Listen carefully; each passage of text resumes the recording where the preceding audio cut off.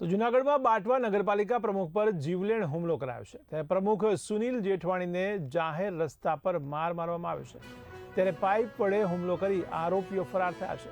ત્યારે આવારા તત્વો બેફામ બન્યા હોય તેવું લાગી રહ્યું છે। ત્યારે આ ઘટનાએ સુરક્ષા પર પણ સવાલો ઊભા કર્યા છે। ત્યારે પોલીસ દ્વારા વધુ તપાસ શરૂ કરવામાં આવી છે।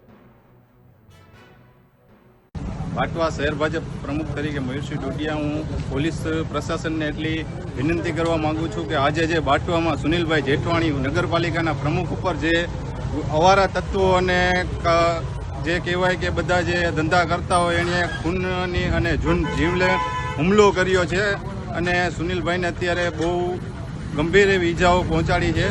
એના બદલ પોલીસ પ્રશાસનને હું વિનંતી કરવા માંગુ છું કે આવા અવારા તત્વો ઉપર ખરેખર કડકમાં કડક સજા થાય અને કાયદેસરની સજા કરી અને 24 કલાકની અંદર એ બધાને જેટલા પણ હુમલો કરવાવાળા હતા એને બધાને ધરપકડ કરી એવી મારી નમ્ર વિનંતી છે।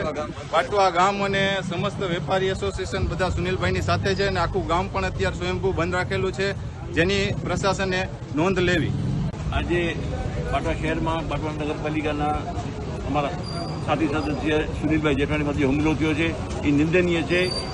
એક નગરપાલિકાએ પ્રમુખ માથે વગર કોઈ કારણ સાથે હુમલો કરવો, જીવલેણ હુમલો કરવો, મારી નાખવાની ધમકી આપી અને સખત માર મારો એને અમે બાટવા નગરપાલિકા, બાટવા શહેર ભાજપ અને બાટવાની જનતા વિખોડી છે। આવા શખ્સોને પોલીસે કડક કાર્યવાહી કરી અને કડક પગલાં લઈને દાખલો બેસાડવો જોઈએ, જેથી કરીને આવો ભવિષ્યમાં ન થાય। બધું ખરાબ થયું છે અમારા ગામમાં બધું। આજરોજ બાટવા મુકામે હમણાં જ મને જે મળ્યા છે સમાચાર મુજબ કે અમારા નગરપાલિકાના યુવાન પ્રમુખ ભાઈ શ્રી સુનિલભાઈ જેઠવાણીની ઉપર એક હુમલો કરવામાં આવ્યો। જે હુમલો કર્યો છે રામભાઈ કરીને શખ્સ છે। થોડા દિવસો પહેલાં એના છોકરાને થોડીક ઈજા થઈ હતી, રિક્ષા પલટી ખાઈ જવાના કારણે પોતે વ્યક્તિગત ખાર રાખી અને હુમલો કર્યો છે। તે હુમલો ખરેખર બાટવાની પ્રજાને માટે નિંદાજનક છે। આવો હુમલો કોઈ પણ માથે કરવો ન જોઈએ। આ હુમલો કરનાર જે શખ્સો છે એના માટે કાયદેસરની કાર્યવાહી થવી જોઈએ, સખ્તમાં સખ્ત કાર્યવાહી થાય એવી અમારી બધાની ભારતીય જનતા પાર્ટીના આગેવાનો અને નગરપાલિકાના સદસ્યોની માગણી છે પ્રશાસન પાસે।